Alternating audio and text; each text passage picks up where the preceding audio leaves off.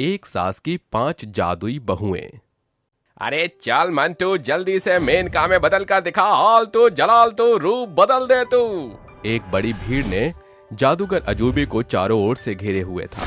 उसका करतब देखकर लोग बहुतेरे बखान करके थोड़े बहुत पैसे देकर चल देते हैं, जिसे लिए जादूगर अपने घर आता है, जहां उसकी पत्नी पवित्रा कहती है, क्या हुआ जी, आपका चेहरा कुमलाया हुआ क्यों है? अरे पवित्रा, प्रत्येक दिन दर्शकों को अथक कौतुक करतब दिखाने के बावजूद भी ये चंद चिल्लर नसीब होते हैं।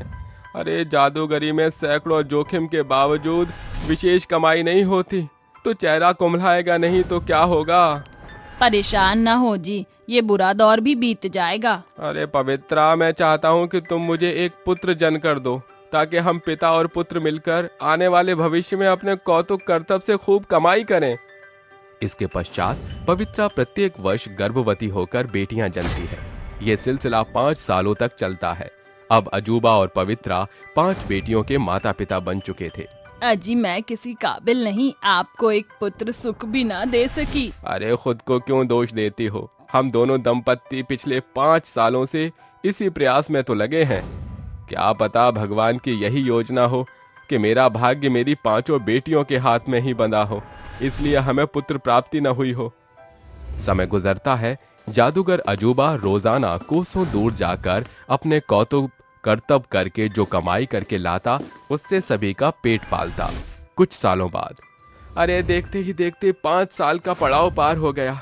समय दस्तक दे चुका है जब मैं अपनी बेटियों को उनके नाम के अनुसार उन्हें जादूगर की कला से अवगत कराऊं। नीरा, अग्नि, दीपिका, अनुजा, नेत्रा, अपने पिता के पास आओ बेटा। जादुई पिता की पुकार सुनकर 5 उसकी ओर अग्रसर होती हैं। अजूबा हर एक दिन सप्ताह उन्हें जादू की जानकारियां दिए चला जाता है।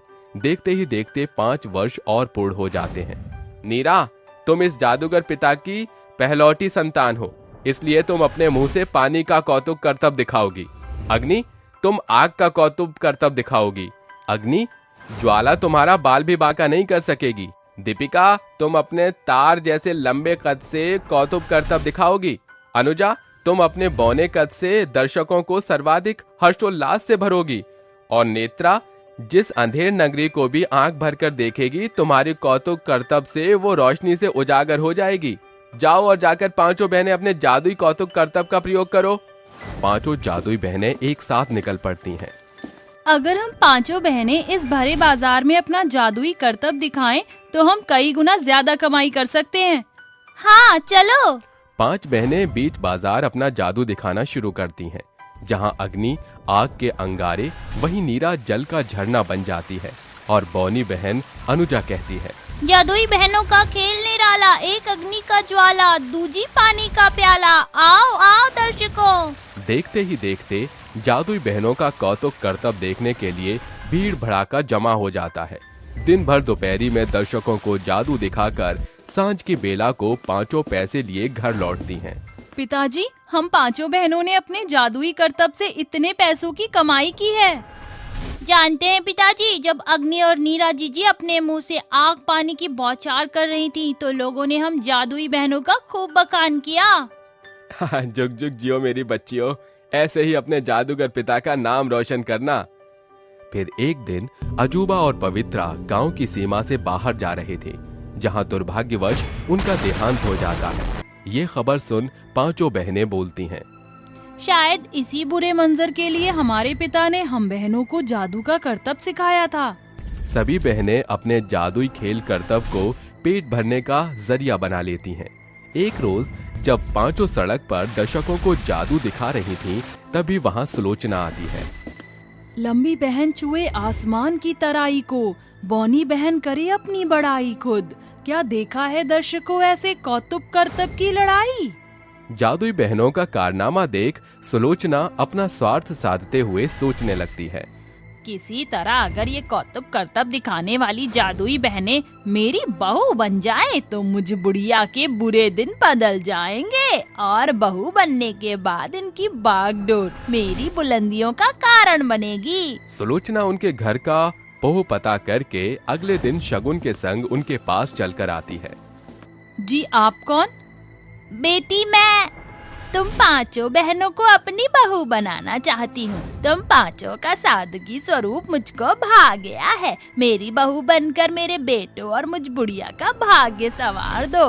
पांचों बहनें स्वार्थी सुलोचना के चिकनी चुपड़ी बातों में आकर शादी के लिए हामी भर देती हैं और शादी करके सुलोचना की बहू बनकर ससुराल आती हैं। 2 दिन बाद, अरे ओ मेरी जादुई बहुओं, जाओ जाकर अपनी जादुई कला से कमाई करके पैसे लाओ। मगर माँ जी, हमारे पतियों के रहते हम क्यों कमाए?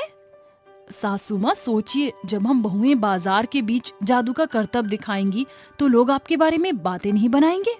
अरे बंद करो अपनी बकैतियाँ। तुम पांचों बहनों को इसलिए बहू बनाया था मैंने ताकि घर बार चले।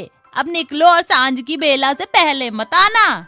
पांचों बहनें बतियाते हुए बाजार की ओर अग्रसर होती हैं। सोचा था ब्याह के बाद हम बहनों को बाजार के बीच करतब करने फिर नहीं जाना होगा। जी तो करता है अपनी जादुई जुबान की ज्वाला से स्वार्थी सास को फूंक दूं।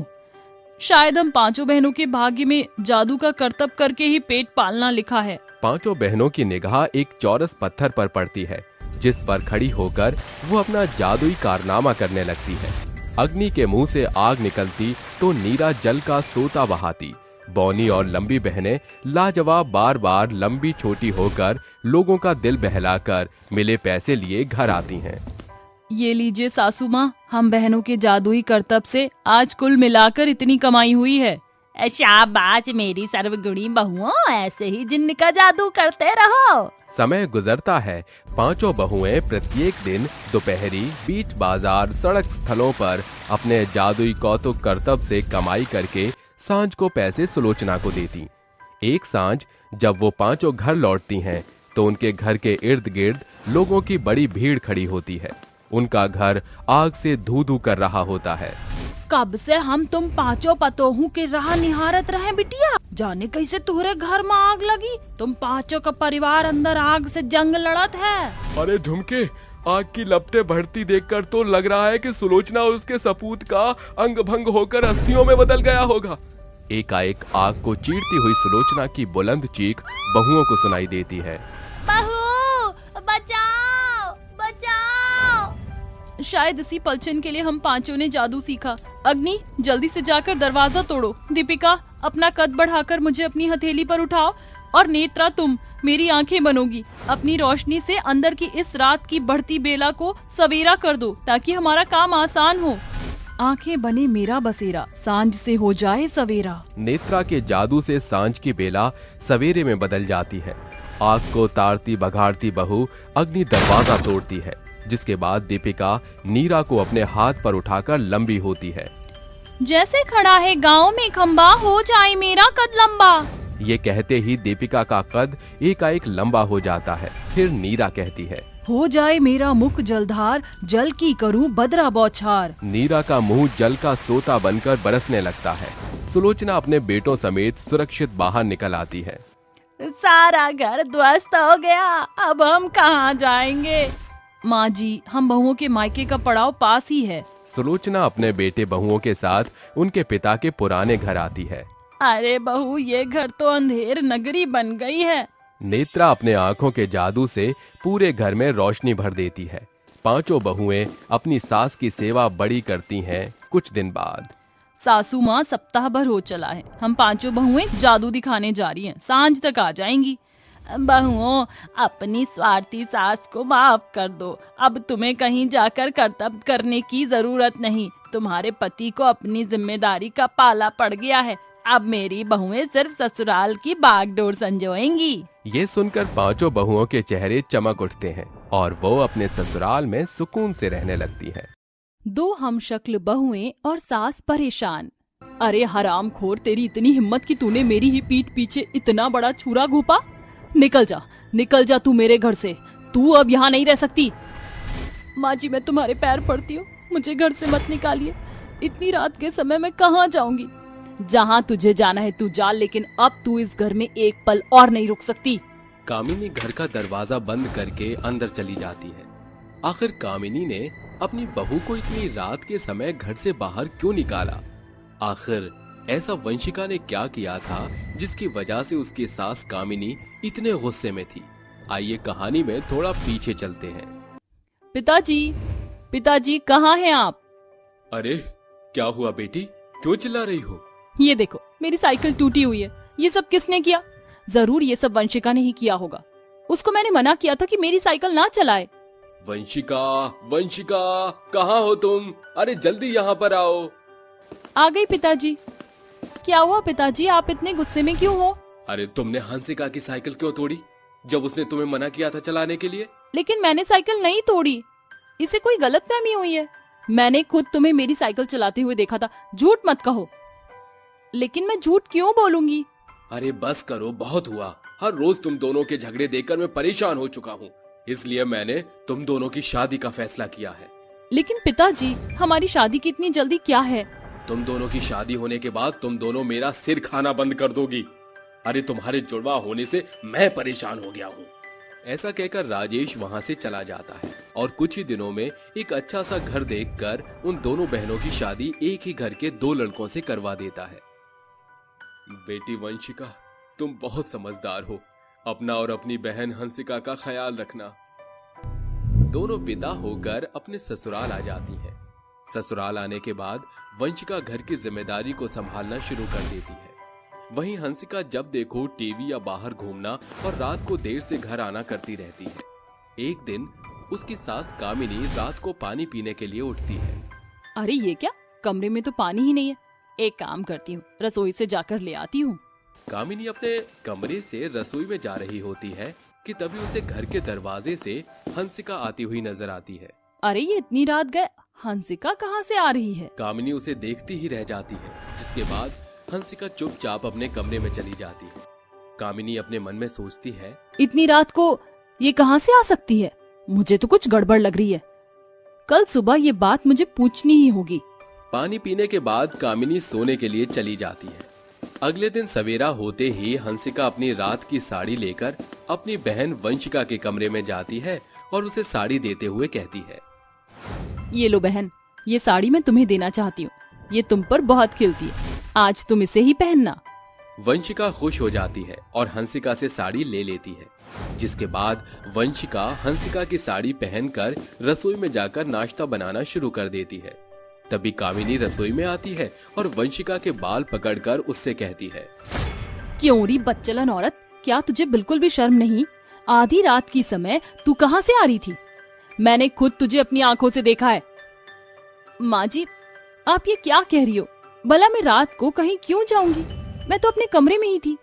आपको मेरी बात पर विश्वास नहीं तो अनुराग जी से पूछ लो। झूठ मत बोल हंसिका, मैं जानती हूँ तू ही थी। अरे मैंने खुद तुझे राघव के कमरे में जाते हुए देखा था। वंशिका को ये सब समझने में देरी नहीं लगती कि उसकी बहन ने उसे दोबारा से फंसाया है। ऐसा नहीं है माँ जी, मेरी बातों का विश्वास मानो, मैं हंसिका नहीं वंशिका हूँ। तभी वहाँ पर हंसिका पहुँच जाती है। अरे बहन, तुम ये कैसी बातें कर रही हो? वंशिका तो मैं हूँ, तुम मेरे साथ ऐसा क्यों कर रही हो? हंसिका के मुंह से ये सब सुनकर वंशिका दंग रह जाती है। ओहो, तुम दोनों ने मुझे पागल बना रखा है। माँ जी, आप मेरा विश्वास कीजिए, कल रात मैं नहीं, ये हंसिका रात के समय आई थी। लेकिन कल रात वाली साड़ी तो तूने अभी पहनी हुई है, इसका मतलब तू ही हंसिका है। नहीं माँ जी, ये साड़ी तो मुझे हंसिका ने सुबह सुबह ला कर दी थी। हंसिका ये नहीं तू है। तू इस बेचारी भोली भाली वंशिका को बदनाम करना चाहती है। आप मुझे गलत समझ रही हो, मैं वंशिका हूँ। अरे नहीं माँ जी, मैं वंशिका हूँ। दोनों की मिसअंडरस्टैंडिंग में कामिनी को कुछ समझ नहीं आता, जिसके बाद वो अपना सिर पकड़कर वहाँ से निकल जाती है। अरे ये सब मेरी गलती है, मैंने ही गलती कर दी अपने बेटों की शादी इन जुड़वा बहनों से करवाकर। लेकिन अब मैं इस बात का कैसे पता लगाऊं?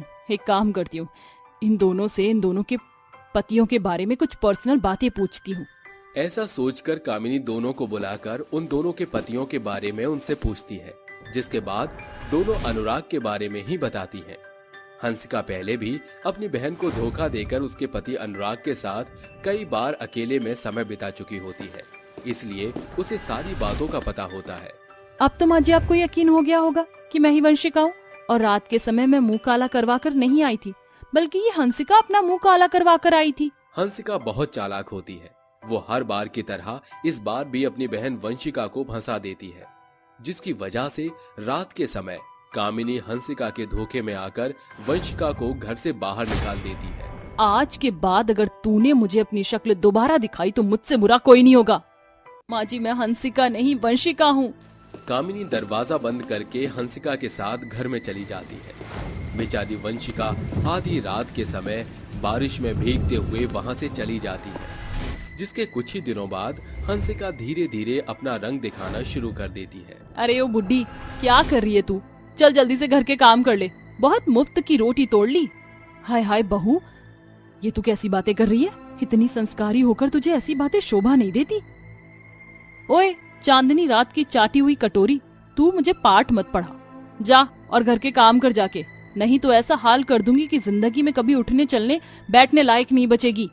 हंसिका की ये बात सुनकर कामिनी को यकीन आ जाता है कि उससे बहुत बड़ी गलती हो गई और उसने वंशिका को हंसिका समझकर घर से बाहर निकाल दिया। ये मैंने क्या कर दिया? अब मैं क्या करूं? अपनी बहू को वापस कैसे लेकर आऊं? इस हंसिका ने तो मेरा जीना हराम कर रखा है। ये सोचकर बेचारी कामिनी घर के सभी काम करने लगती है। जैसे ही वो शाम के लिए सब्जी लेने सब्जी मंडी जाती है, उसे वहाँ वंशिका मिल जाती है। कामिनी वंशिका से माफी मांगती है, जिसके बाद वंशिका अपनी बहन हंसिका के बारे में उसे सब कुछ बता देती है कि किस तरह वो बचपन से अपने किए की सजा बेचारी वंशिका को दिलवाती आई है। चलिए माँ जी, आज मेरा सही फैसला लेने का वक्त आ गया है। वंशिका अपनी सास कामिनी के साथ उसके घर आती है, जिसके बाद वो पूरी सच्चाई राघव और अनुराग को बताती है। जिसके बाद वो अपनी बहन हंसिका से कहती है, बहन, मैं तुम्हें कोई सजा तो नहीं दे सकती क्योंकि तुम मेरा ही खून हो, इसलिए मैं अपने पति और अपनी सास को लेकर यहाँ से हमेशा के लिए जा रही हूँ। रुको भाभी, मैं इस बदचलन औरत के साथ नहीं रहना चाहता, मुझे भी अपने साथ ले चलिए। ये सब देखकर हंसिका की आंखें भर आती हैं और उसे अपनी गलती का एहसास होने लगता है, जिसके बाद वो रोते हुए कहती है, रुक जाओ, कोई कहीं मत जाओ, मुझे मेरी गलती का एहसास है। मैं मानती हूँ मुझसे बहुत बड़ी गलती हो गई, लेकिन आइंदा मैं ऐसी गलती कभी नहीं करूंगी। गलती करने वाले को एक दूसरा मौका देना चाहिए। क्या मुझे एक मौका मिलने का कोई अधिकार नहीं? वंशिका उसकी बात मान लेती है और उसे एक आखिरी मौका दे देती है, जिसके बाद पूरा परिवार एक साथ खुशी खुशी उसी घर में रहने लगता है। धीरे धीरे हंसिका पहले से बिल्कुल बदल जाती है और अपनी बहन के साथ प्यार प्रेम से रहने लगती है। 3 चुड़ैल बहू की सौतेली सास। शाम के समय करुणा किचन में खाना बना रही होती है कि तभी उर्मिला नाम की चुड़ैल पीछे से उसका पैर खींचकर उसे जमीन पर गिरा देती है और करुणा बोलती है, हाय दैया, मर गई, ने मेरा पैर खींचकर मुझे गिराया, अरे सामने आओ। इतना बोलकर करुणा खड़ी होती है और इधर उधर देखने लगती है, लेकिन उसे वहां कोई नहीं दिखता कि तभी अनामिका चुड़ैल करुणा को जोर का तमाचा मारती है, जिससे करुणा गोल गोल घूमते हुए किचन से बाहर जाकर गिर के बेहोश हो जाती है। तभी सौम्या चुड़ैल कहती है, इस बुढ़िया को हमने अच्छा सबक सिखाया। हाँ, बिल्कुल सही कहा। देखा ना तुम सबने कैसे हथनी की तरह धड़ाम से जमीन पर गिरी थी। ये तो कुछ भी नहीं, आगे चलकर तो हम इसे कठपुतलियों की तरह नचाएंगे। ऐसे ही अगली सुबह जब करुणा दीवार पर पेंटिंग लगाने के लिए हथौड़े से कील ठोक रही होती है कि तभी उर्वशी करुणा का हथौड़ी वाला हाथ पकड़कर उसके दूसरे हाथ पर मारने लगती है। ये देख करुणा हैरान होकर बोलती है, हे भगवान, ये क्या हो रहा है मेरे साथ? मेरे हाथों पर मेरा खुद का बस नहीं चल रहा।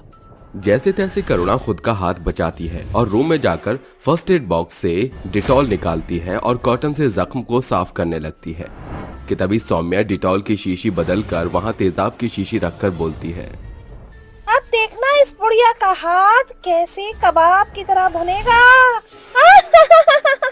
जख्म को साफ करने के बाद करुणा तेजाब की शीशी डिटॉल समझकर उठाती है और अपने हाथ पर डाल देती है, जिससे करुणा का पूरा हाथ लाल होकर जलने लगता है और करुणा बोलती है, ये क्या किया मैंने?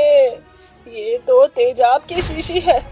अब मुझे जल्दी से अपना हाथ धोना होगा, नहीं तो मेरा पूरा हाथ जल जाएगा।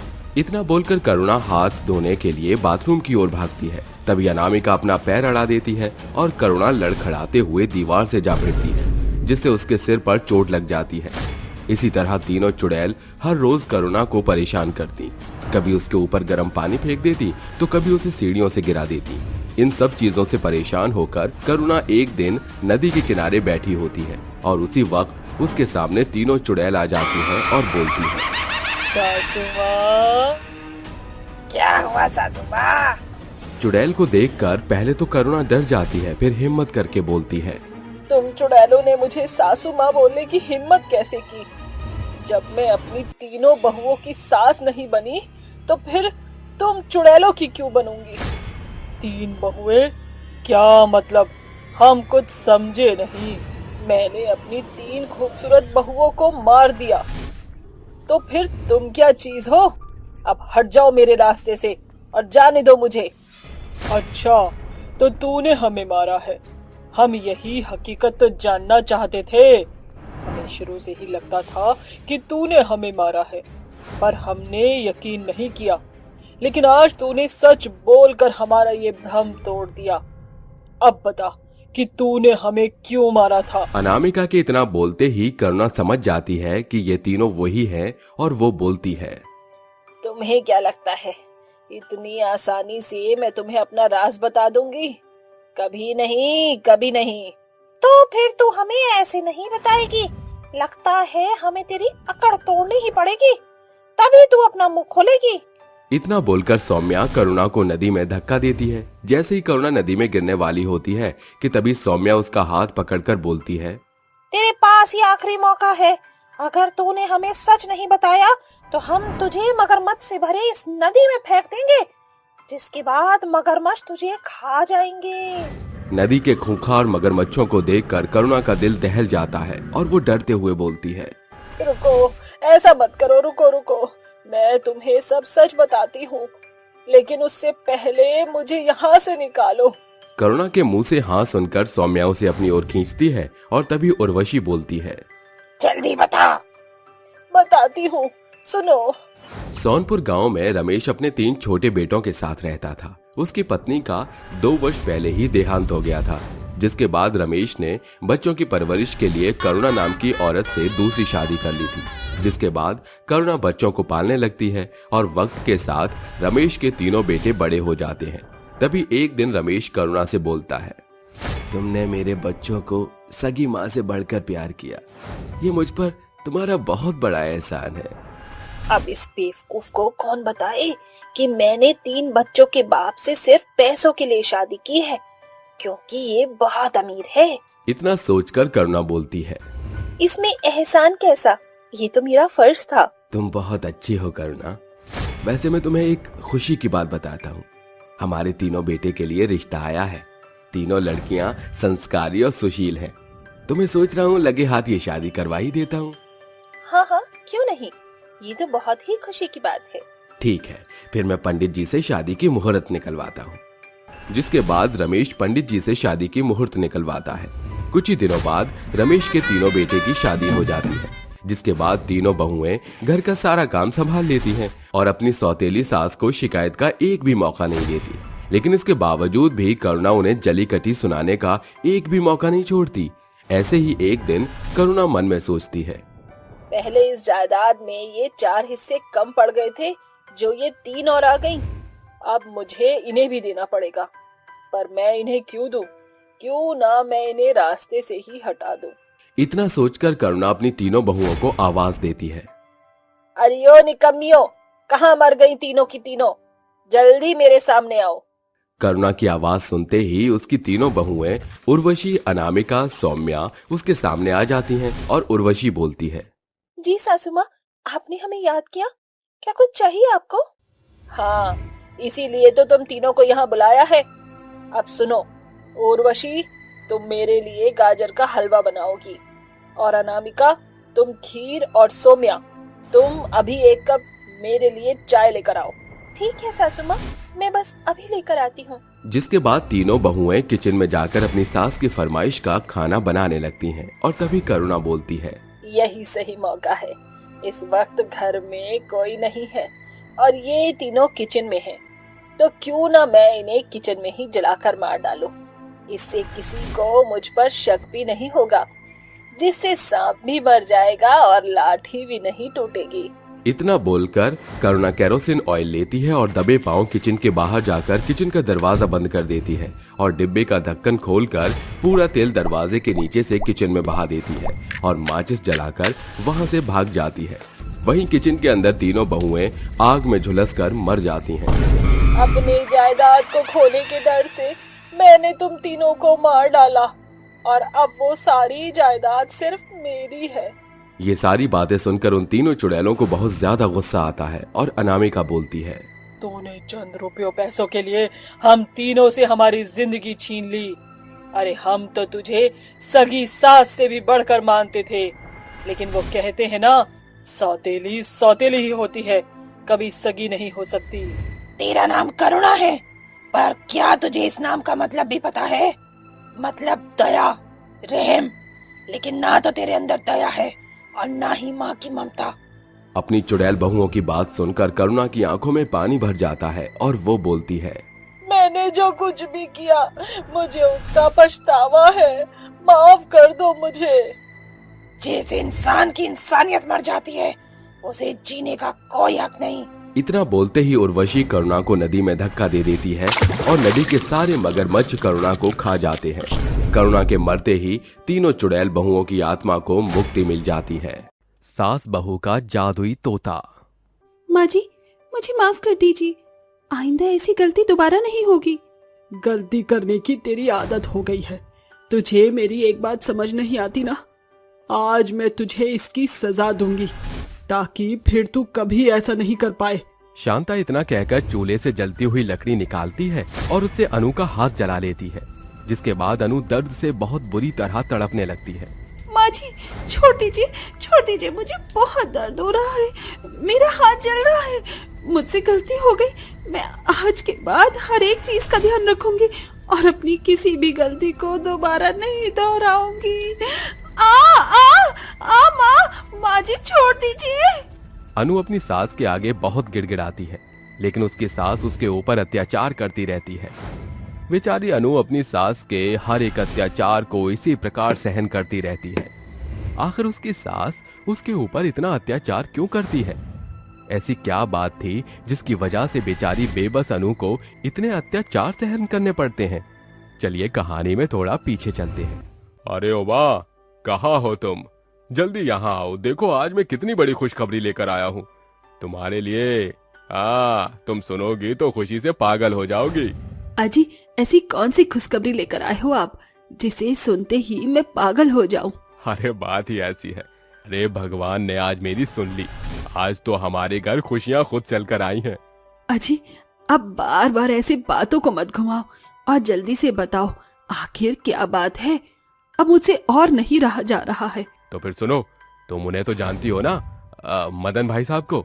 अरे उन्हें कौन नहीं जानता, हमारे गांव के सबसे रईस आदमी है वो तो। अरे हाँ, सबसे रईस। और तुम्हें पता है उनका बेटा विदेश में पढ़ाई करने के लिए गया था और उनका बेटा वापस आ रहा है और वो अपने बेटे की शादी करना चाहते हैं। अरे ये तो अच्छी बात है, लेकिन इसमें खुशी की बात क्या थी? बेकार में ही मुझे परेशान किया आपने। अरे उमा, आज उन्होंने मुझे अपने घर बुलाया था और उन्होंने हमारी बेटी का हाथ अपने बेटे के लिए मांगा है मुझसे। क्या कहा? हमारी बेटी का हाथ? अरे ये तो बहुत बड़ी खुशखबरी है। अरे हमारी बिटिया उनके घर बहुत खुश रहेगी, इसमें सोचने की क्या बात है। जितनी जल्दी हो सके रिश्ते की बात पक्की कर दीजिए, मुझे ये रिश्ता मंजूर है। मेरी बेटी कहाँ है? अरे ये खुशखबरी मैं अपनी बेटी को सुनाऊंगा। कहाँ है मेरी बेटी? जल्दी से बुलाओ उसे। आपकी आज्ञाकारी बेटी मंदिर गई है पूजा करने। आज ये सब उसकी पूजा का ही फल है जो उसे मिल रहा है। कुछ ही दिनों में रामदास अपनी बेटी अनु की शादी मदन के बेटे विवेक से करवा देता है। शादी के बाद अनु बहुत खुश होती है और रोज सुबह पूजा पाठ करके अपने दिन की शुरुआत करती है। अनु की सास शांता लंदन में रहा करती थी। विवेक की शादी की बात उसे पता ही नहीं होती। एक दिन विवेक अपनी माँ को फोन करके अपनी शादी के बारे में बताता है। माँ, मेरी शादी हो गई है। पिताजी ने यह बात आपको इसलिए नहीं बताई क्योंकि आप ये रिश्ता होने नहीं देती, क्योंकि लड़की गांव की है। लेकिन माँ, अनु बहुत अच्छी है और मेरा बहुत ध्यान रखती है। मैं अनु के साथ बहुत खुश हूँ। अरे बेटा, क्या मैंने तुझे विदेश इसलिए भेजा था कि तू गांव की लड़की से शादी करके अपना लेवल खराब कर ले? अरे माँ, आप जब अनु से मिलोगी तो आपको अनु बहुत पसंद आएगी। वैसे मैंने आपकी टिकट बुक करा दी है, आप अब जल्दी से आ जाइए। इतना कहकर वो फोन काट देता है। कुछ ही दिनों में शांता लंदन से गांव आ जाती है, जिसके बाद आते ही वो सबसे पहले अनु से मिलती है। तो ये है वो गवार लड़की जिसकी आप दोनों बात कर रहे थे। शांता को अनु बिल्कुल भी पसंद नहीं आती और वो हर रोज अनु को ताने कसने और उसके ऊपर अत्याचार करना शुरू कर देती है, जिसकी वजह से बेचारी अनु बहुत परेशान हो जाती है। और एक दिन वो अपने तोते से बात करते हुए उससे कहती है, टुनटुन, आखिर माँ जी को मैं पसंद क्यों नहीं हूँ? वो मेरे साथ ऐसा व्यवहार क्यों करती है? तभी उसकी सास बहुत गुस्से से आती है, क्योंकि अनु चूल्हे पर दूध उबालने के लिए चढ़ाकर भूल जाती है और दूध पतीली से बाहर निकल जाता है, जिसकी वजह से शांता को बहुत गुस्सा आ जाता है और वो गुस्से से अनु का हाथ जलती हुई लकड़ी से जला देती है। अगर इसके बारे में किसी को भी बताया तो अगली बार इससे भी बुरा हाल करूंगी तेरा। बोल, बताएगी किसी को? नहीं माँ जी, मैं किसी से कुछ नहीं कहूंगी। बेचारी अनु अपने कमरे में आकर रोते रोते सो जाती है, जिसके बाद उसका तोता उसके जख्मों को देखकर अपनी जादुई शक्ति से उसका हाथ ठीक कर देता है।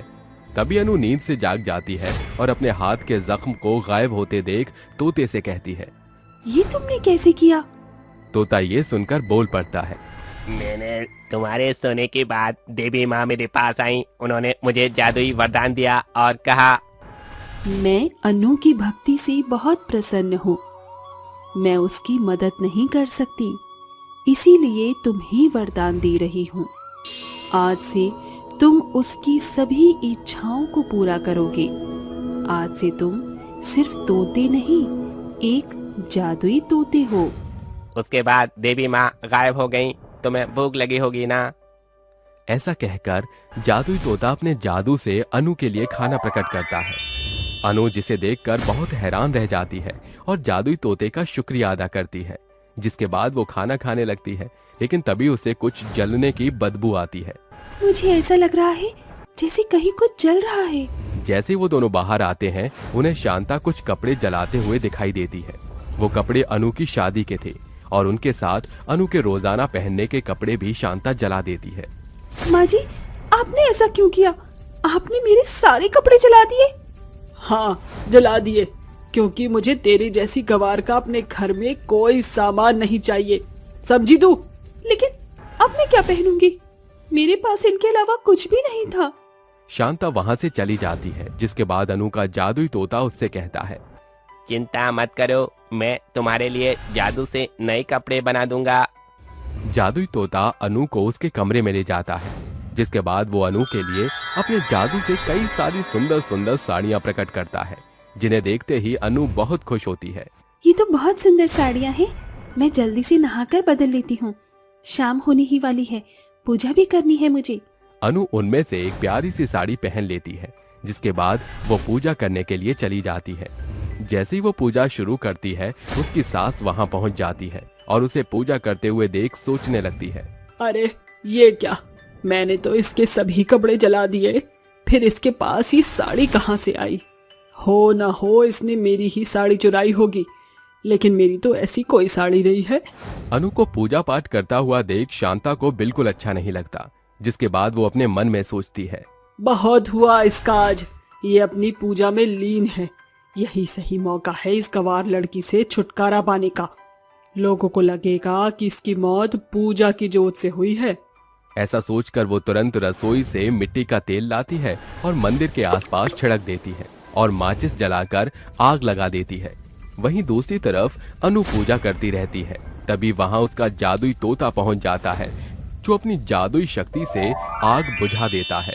उसी समय अनु की पूजा भी संपन्न हो जाती है, जिसके बाद देवी माँ स्वयं शांता और अनु के सामने प्रकट होती हैं। शांता, आज तुमने अपनी सीमा लांघ दी। तुमने बेचारी अनु से इतनी नफरत की, लेकिन उसने कभी तुम्हारा बुरा नहीं सोचा, और आज तुमने अपनी नफरत के चलते उसे जान से मारना चाहा। मुझे माफ कर दीजिए देवी माँ, मुझसे बहुत बड़ी भूल हो गई। मुझे मेरी गलती का पछतावा है। आइंदा मैं ऐसा कभी नहीं करूंगी। जो तुमने किया है उसकी सजा तो तुम्हें जरूर मिलेगी। ऐसा कहकर देवी माँ उसे हमेशा के लिए अपाहिज बना देती हैं। लेकिन ये सब देखकर अनु देवी माँ से कहती है, देवी माँ, मेरी सास को उसकी गलती का एहसास है। देवी माँ, मैंने आज तक आपसे कभी कुछ नहीं मांगा, आज मांगती हूँ, मेरी सास को पहले जैसा बना दीजिए। अनु की ये बात सुनकर देवी माँ शांता को पहले जैसा बना देती हैं, जिसके बाद शांता अपनी बहू और जादुई तोते के साथ खुशी खुशी रहने लगती हैं। चुड़ैल दादी की गर्भवती गाय। शाम के समय राजू के खेत में एक गर्भवती गाय घुस जाती है, जो अपनी भूख के कारण खेत की आधी फसल खाकर खराब कर देती है। वहीं उस खेत का मालिक राजू गाय को फसल खाते हुए देख लेता है और डंडा लेकर उसे मारने लगता है। अरे तेरी हिम्मत कैसे हुई मेरी फसल को खराब करने की? कितनी मेहनत करी थी मैंने, अब तो मैं तुझे छोड़ूंगा नहीं। ऐसा कहकर राजू उस गर्भवती गाय को डंडे से मारने लगता है, जिसके बाद वो गर्भवती गाय घायल हो जाती है और चिल्लाती है। तभी बूढ़ी चुड़ैल आकर कहती है, तूने मेरी गर्भवती गाय को डंडे से मारा, अब तू गया, छोड़ूंगी नहीं मैं तुझे। देख तेरा क्या हश्र करूंगी, मार डालूंगी। तू दो कौड़ी की बुढ़िया थकी हुई चुड़ैल मेरा क्या हश्र करेगी? हाँ, जान है तुझ में? नहीं है तो छड़ी पकड़ ले, अगले साल तक तो तू पहुंच जाएगी। तू जानता नहीं है, मैं बुढ़िया तो हूँ मगर एक चुड़ैल भी हूँ। अगर कोई भी मेरी गर्भवती गाय को परेशान करता है तो मैं उसे जिंदा नहीं छोड़ती हूँ। इतना कहते ही चुड़ैल उसे हवा में पटकती है और बेरहमी के साथ मार डालती है। अगले दिन राजू का मृत शरीर देखकर गांव के लोग डर जाते हैं और कहते हैं, बूढ़ी बाबा, ये राजू को इस तरह किसने मार डाला? हो न हो, लेकिन राजू की मौत देखकर ऐसा लगता है कि ये जरूर किसी चुड़ैल का किया धरा है, जिसने बड़ी बेरहमी से मार डाला। राजू की मौत तो सिर्फ शुरुआत थी। गांव में मौत का खेल होना तो अभी बाकी था। आखिर कौन वो चुड़ैल थी जो एक गर्भवती गाय के लिए उसने राजू को मार डाला? आखिर दोनों के बीच ऐसा क्या रिश्ता था? जानने के लिए कहानी के दिलचस्प पहलुओं को सुलझाते हैं।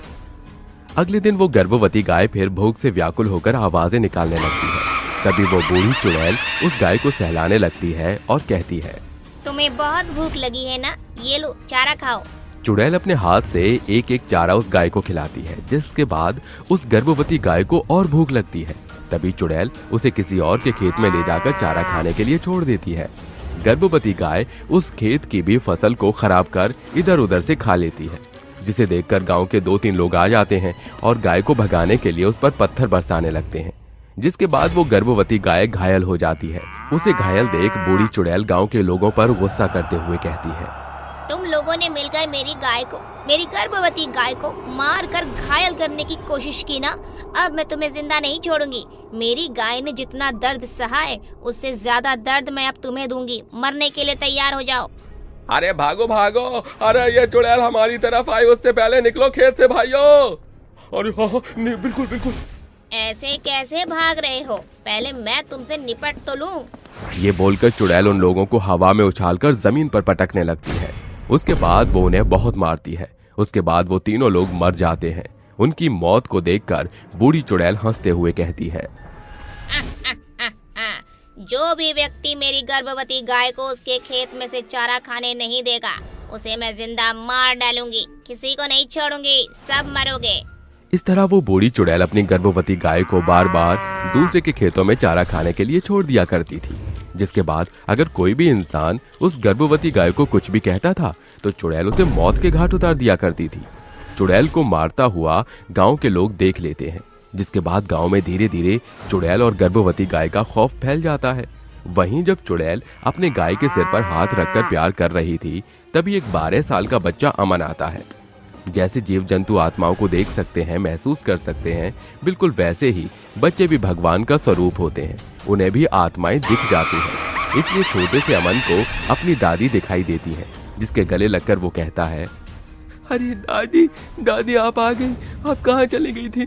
पता है आपको कितना ढूंढा मैंने। अमन बेटा, तू मुझे देख सकता है? आजा मेरे बच्चे, मैंने तुझे बहुत याद किया था, तूने मुझे किया?